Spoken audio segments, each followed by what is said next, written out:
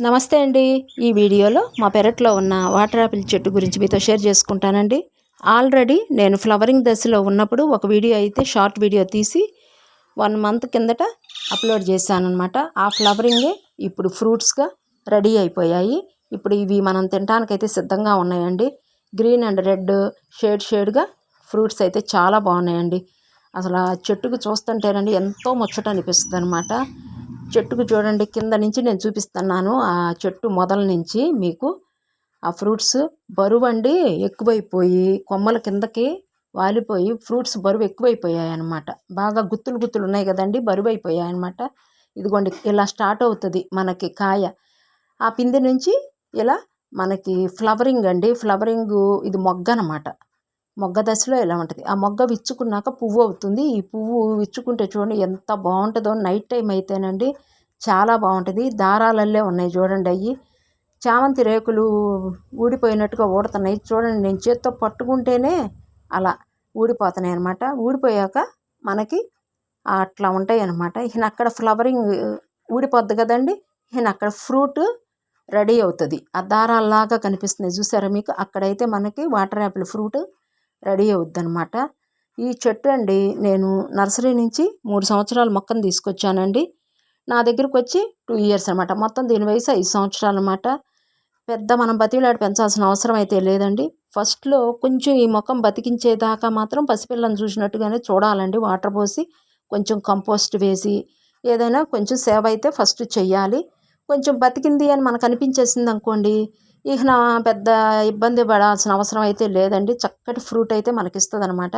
మీకు ఖాళీ స్థలం ఏదన్నా ఉందనుకోండి, ఇలాంటి చెట్టుని చక్కగా తెచ్చి పెంచుకోండి. మనకి ఈ ఎండాకాలం జనవరిలో స్టార్ట్ అవుతుందండి ఈ పూత అనేది. వచ్చింది కొంచెం ఒక 7 కాయలు, ఒక 2 గుత్తులు వచ్చాయి, మళ్ళీ ఆగిపోయింది. మరలా ఒక ఫిబ్రవరి నుంచి స్టార్ట్ అయిందనమాట. చలికాలం నుంచి స్టార్ట్ అవుద్దండి ఇది. మనకి జూన్ వరకు అయితే కాపు అయితే ఉంటుంది. కాయ రెడీ అవుతూ ఉంటుంది, మరలా పూత వస్తుంది, కాయ రెడీ అవుతూ ఉంటుంది అనమాట. మనకైతే ఫ్రూట్లకి ఇబ్బంది అయితే ఉండదు. షుగర్ పేషెంట్లు కూడా తినొచ్చు అని అంటున్నారు కదండి ఈ ఫ్రూట్ని. ఇప్పుడు కాస్ట్ వచ్చేసరికి దీని కేజీ 200 అంటున్నారు కదా.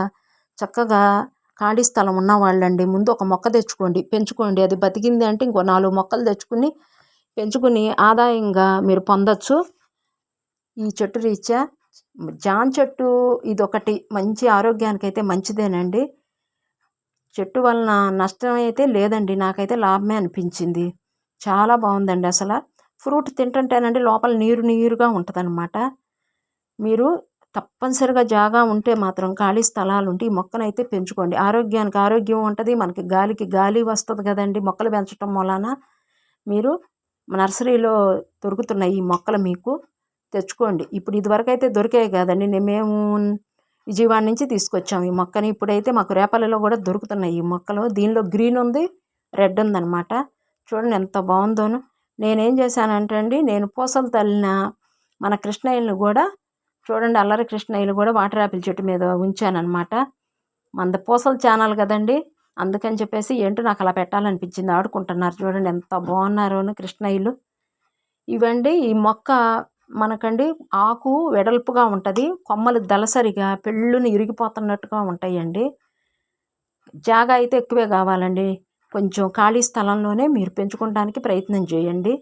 ఫ్రూట్ అయితే మాత్రం లోపల తీపిగానే ఉంటుంది, నీరుగా తీయగానే ఉందన్నమాట. ఇది ఇంకొక చెట్టు ఉందండి, అదైతే ఇంకా కాపు రాలేదు, అది వచ్చేటికి వస్తుందేమో వెయిట్ చేస్తున్నాను అనమాట.